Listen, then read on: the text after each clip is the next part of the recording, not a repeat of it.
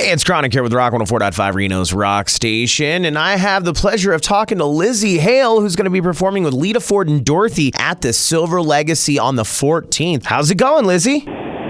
Oh, it's going great, Kronik. Thank you so much for picking up.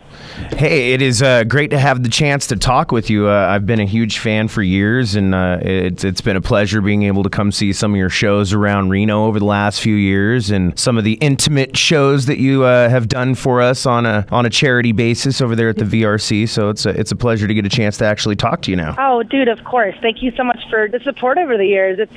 That's very sweet of you. Now, how did this concert, this tour, come to happen with you and Lita? Well, we ended up doing a small run, this same exact lineup, a couple months ago, and it just worked out so well that we wanted to do it again. But in the beginning, it was kind of something that we all wanted to do eventually, as soon as everybody got some time, to do it. And it was just kind of this amazing array of, we have Dorothy, who's super new on the scene, but just killing it, and then who is female fronted, and we have us, who are kind of purgatory in the middle, Right. I don't know where we're just kind of floating at this point. And then there's Lita, who's just legendary and kind of kicked the door open for all of us. So it's such an amazing feeling that you get throughout the night, because you get all these different levels of what it means to kind of, to really truly be, a woman in this industry, and specifically on the rock and roll end. And it's great. Everybody, there's no trickery. Everyone just kind of plugs in and plays, and we all have just a blast together. And, everybody occasionally guests on each other in each other's set. So it's just a great time. That sounds like a lot of fun. Now, you said you guys have been planning it for a while. When did you first meet Lita Ford? We met actually at the Ronnie James Dio Gala for Stand Up and Shout, and in L.A. And because we'd all kind of done a little bit of something for the tribute album, and she was there, and we finally got to kind of sit down and talk and hang out. And we started talking about, man, it would be great to get together. And then obviously I started thinking what would be awesome too is to bring out somebody who's super new and doesn't have a whole lot of touring under their belt, and just kind of get the full circle thing going on. But it had to be it just had to be the right artists and the right type voices, and specifically the right type of attitude, very similarly to the way that Lita and I think. And so it worked out. I'm telling you, we did this run, I think it was back in April, and then we're like, well, we actually haven't really gone out to the West Coast. Let's do it again. Do you want to do it again? And everyone's like, yep, let's do it. So that's awesome. So we're doing it again. Now, how did you meet in order for you to give them this opportunity to kind of get some exposure? I had known about Dorothy for a little while, and she was kind of occasionally would always kind of pop up on the list of just new stuff that's actually that's really good. And multiple friends had told me that they had seen them play, and so finally I was actually out visiting my little brother, who met a girl and went out to LA. So I visited my little brother. His wife has a project, and so we went out to see her play, and Dorothy showed up, and we ended up really just kind of hitting it off, and again just started talking about, let's do this, and so we That's did. awesome. And it just so happened that all of our schedules lined up, around that last time. Everything happened super organically, and this like I said, it wasn't necessarily something that was set up. It just it happened. That's awesome. When we all needed it to. So it's been so much fun. But I will tell you that there is this kind of misconception that girls just talk about hair and stuff like that when they get together. Oh no, I think all of the boys in our bands are really I think they're a little scared Metro, this time maybe? that we're doing it a second time because they're between Lita and Dorothy, their crazy is very compatible with my crazy. So when we get together, it's just kind of chaos, and so it's in a good way. But I think the guys are a little, oh my God, we're doing this again. Here we go. Strap yourself in. That's awesome. To kind of move on, what was it like writing for Revolver? I mean, what's it like to do the Ask Lzzy column? A lot of people that listen to our show have those same kind of questions that people are asking you, and I honestly, I direct them your way. Oh, well, you're very sweet. It's interesting. I have these conversations with people a lot, and this is kind of what I use social media for, and I like having conversations with people. It kind of selfishly, it helps me with whatever I'm thinking about. You start talking to people about it, and inadvertently you end up helping each other. So the difference between what I do on social media and then what I do with Revolver is that I just had a better chance to give a really good answer instead of like tweeting something that, oh man, maybe I shouldn't have said that. Damn it, I can't get it back. So it was just a really neat opportunity to organize my thoughts. And it was neat because they just, they'd send me these letters from people, and then I would respond and type up the answer and send it to them from wherever I was. So it's just neat. To me, again, like I said, it's we're all kind of here to help each other and not to get all hippie about it. But, I've always been an advocate for just encouragement to be yourself and just really just spreading the positivity. So if that's a small token of positivity that I can push out into the world, that's awesome. I'm good with that. Well, to take it back, you're not a hippie, because there's some science behind the fact that, our brain creates electromagnetic energy. And if you're thinking positive thoughts, you're basically putting that energy out into the universe, man. And you can be that positive battery that charges your friends up. And that's a great thing to be. I try to do the same thing in my own life. Now, next question. What was it like? That's very true. That's awesome. What was it like going on tour with Eric Church? I mean, obviously my name's Kronik, so I'm very open about my medical cannabis usage and all that. And Eric Church happens to be one of a few country singers that are very open about it. What was it like going out on tour with him? Those guys can party me under the table, and they're all like twice my age. It's amazing. The whiskey and the use. I don't know how specifically I can talk. They smoke and they drink pretty much 24/7. And the great thing about Eric was the first day of that tour, he comes into our dressing room and he's like, "Hey, so don't cater to the audience. I know you're on a country tour, but you're here for a reason, and we want you to blow some country hats off." And so some cowboy hats off. So I'm like, okay. So he's like, "So you're not doing a ballad, right?" I'm like, "No, we don't necessarily have a whole lot of time to do that." All right, sweet. What are you starting with? I'm like, "Well, we're thinking about Love Bites." He's like, "Perfect. Awesome. Just be yourselves and just blow the doors off." I'm like, "All right, let's do this." So it would take like 3 songs, and because everyone's kind of like, "What the hell is going on?" And then by the 3rd song, everyone would be like rocking out with us. But it was just, he's got such a cool fan base that they were very accepting, of our rockdom. But yeah, I mean, like to me, and I agree with you, on the issue of I have a lot. I mean, look, I'm in rock and roll. I have a lot of stoner friends, and I've never seen anything bad come of that, considering, and I also know a lot of people that still think it's 1989 and they're doing coke and downing a bottle of whiskey before they go on stage. Right. And that always ends up being bad.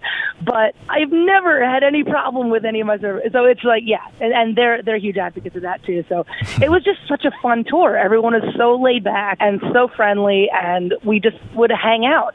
Yeah. All the time. And so it didn't feel like that stereotypical tour where like, all right, you play your set, I play mine, and then we occasionally see each other in the hall. It was not like that. It was one big party that we ended up living through, thankfully. Very cool. Well, I knew that I thought the tour would work because I grew up kind of country around here. Most of my friends from high school will tell you that they wouldn't have seen me outside of Wranglers in a big black Stetson.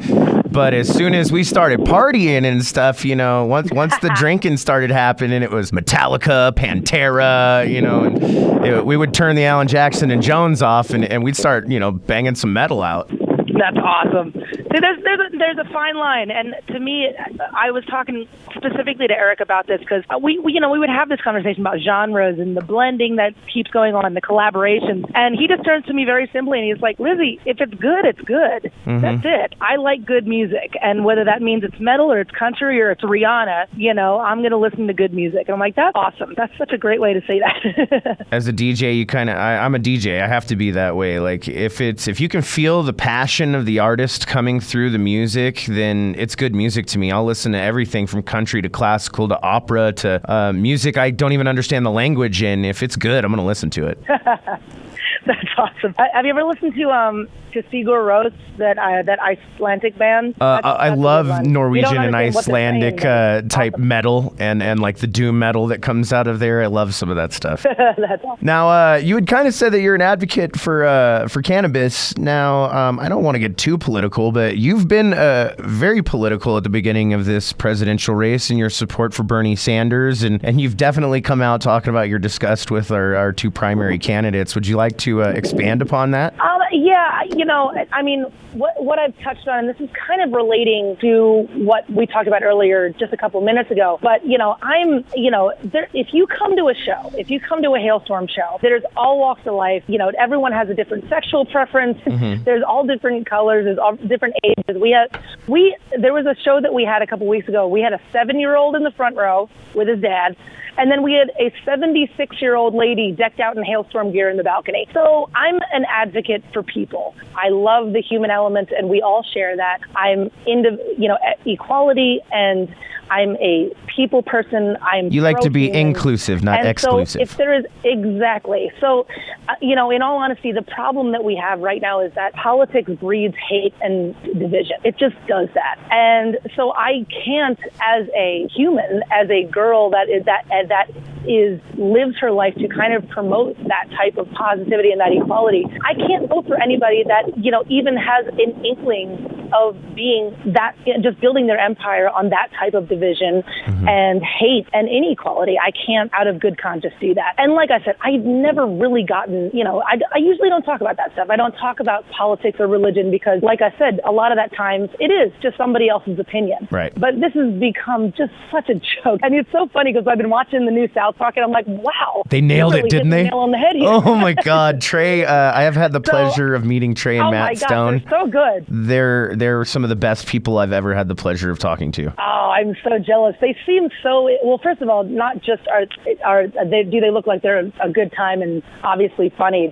They're so smart, and just the way that they're able to kind of be so relevant and make their mark with their art, so to speak, is just amazing to me. So we always, every time that politics comes up, for some odd reason in the bus, we always revert back to South Park. Like, no, that's a good map. They really articulate pop culture and what the millennial and modern person that kind of has a good grip on how to do research and look at. It's the people that don't take the Fox News or CNN, biased points of view to heart that seem to really, really enjoy Trey Parker and Matt Stone's point of view. Oh, I absolutely agree.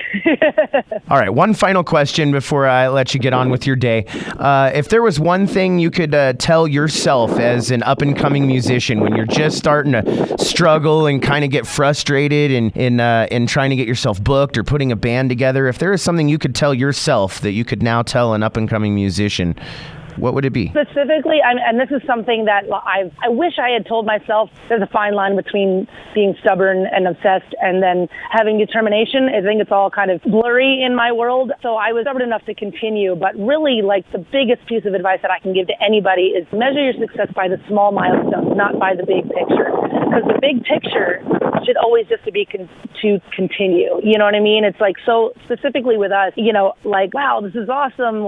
We got signed, but that wasn't the goal. Wow, this is awesome. We have a Grammy, but that wasn't the goal. The goal is to figure out how to do this for the rest of your life. And so, really don't sweat the small stuff. Don't sweat it if, okay, maybe I didn't get that tour. None of these labels want to look at us. They all think that we're weird. Don't worry about that, because the bigger picture is just to make sure that you can do what you love for the rest of your life, because life is freaking short and you might as well do what makes you happy. And, we worked really well. We still continue to work really hard. And then when you are approached with opportunities and luck, make the best decisions you can. And then, when you look back on it, don't regret it, because all of these things shape whatever got you here, and it's so funny because I ended up watching that Eagles documentary. I don't know whether you've watched that yet. It came out a couple years ago. And Joe Walsh said it great. He's like, look, when you're in it, it seems like just chaos, just like things are just being thrown at the wall and hoping that they stick. And you're struggling and you're eating, for us specifically, it was like peanut butter and tortilla chips for lunch every day. And that we do. And, but then you look back on it and you wouldn't want to change a thing because it seems like this finely crafted novel that was just meant to be, because all of those wrong turns ended up putting you in the right direction. So really just hang tough and don't give up, really. Outlast them all. That's absolutely beautiful. I couldn't ask for you to put it any better. Thank you so much for everything that you do for females in rock. I've got a 12-year-old daughter myself, and she definitely looks up to you. And I've got to say, as somebody that's been, singing since I was very young and never really made anything huge, that every time I hear you sing, like especially when you hit some of those high notes, it just makes the hair on the back of my neck stand up. It's an adrenaline rush just to hear you perform. So thank you so much. I'm absolutely looking forward to seeing you and hanging out with you a little bit before your show at the Sliver Legacy coming up on the 14th. Oh, dude, I can't wait. Thank you so much for taking the time for me and for all your kind words. I really appreciate it and are very, very thankful to have, people like you, that are a part of this journey with us. So I appreciate it, man. Thank you so much, and we'll talk to you soon, Lzzy. You have a great rest of your day. Oh, thank you, Kronik. See you soon. Bye.